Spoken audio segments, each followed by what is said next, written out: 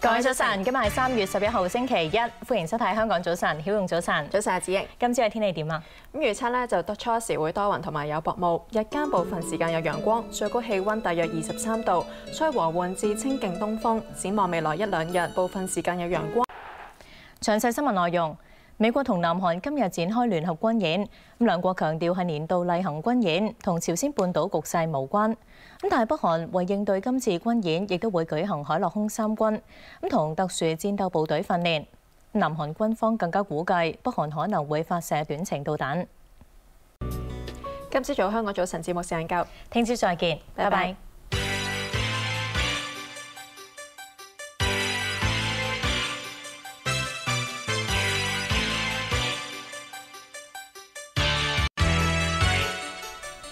各位早晨，今日係3月12號星期二，歡迎收睇香港早晨，曉容早晨。早晨，子瑩。出面好似落緊毛毛雨喎。係啊，不過下晝咧就應該會好翻天。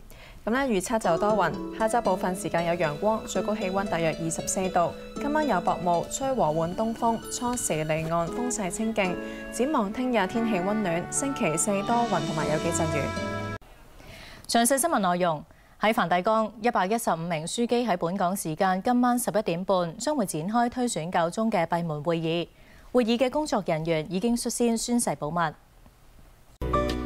今朝早香港早晨節目時間夠，聽朝再見，拜拜。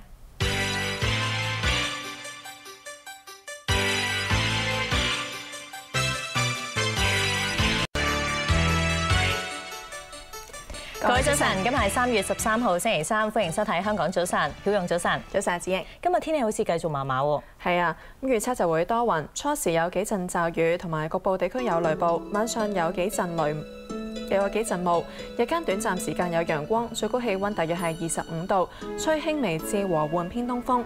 展望未來一兩日天氣稍涼。詳細新聞內容，梵蒂岡樞機團首日會議仍然未選出新教宗。115名樞機星期三會再投票。有樞機預計今次教宗選舉可能要4至5日先至有結果。今朝早香港早晨節目時間夠，聽朝再見，拜拜。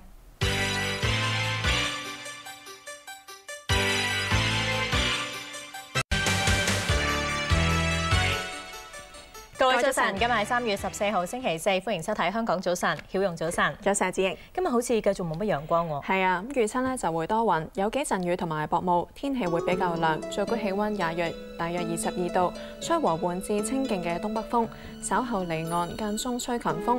展望未來一兩日，短暫時間有陽光，星期五朝早天氣清涼。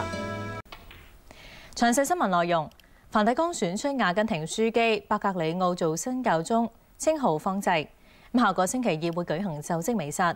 佢第一次同信眾見面嘅時候，感謝榮休教宗本篤16世嘅貢獻，又首次以教宗身份祝福全世界。今朝早香港早晨節目時間夠，聽朝再見，拜拜。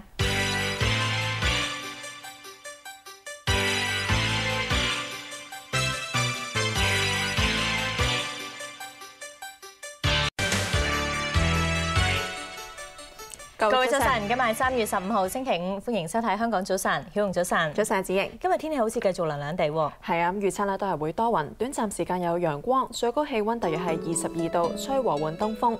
展望週末期間，部分時間有陽光，下星期初有幾陣驟雨。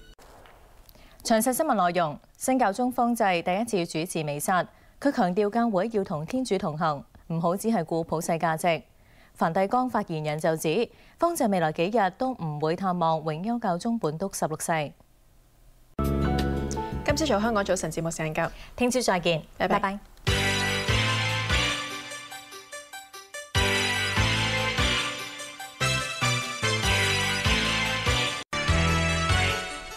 各位早晨，歡迎收睇香港早晨。今日係3月16號星期六㗎，曉容早晨。早晨，子瑩。今日會唔會見翻多啲陽光啊？應該都會㗎。預測咧初時就會多雲，日間大致天晴，天氣乾燥，最高氣温大約係24度，吹和緩東風。初時離岸風勢間中係清勁。展望下星期初較為潮濕同埋有幾陣驟雨。詳細新聞內容。美國國防部宣布喺阿拉斯加部署多14個導彈攔截器，應對北韓嘅核武威脅。又會喺日本加裝雷達，加強預警。另外，北韓琴日喺東海試射短程導彈，相信係要應對美國同南韓嘅聯合軍演。今朝早香港早晨節目上夠，下星期再見，拜拜。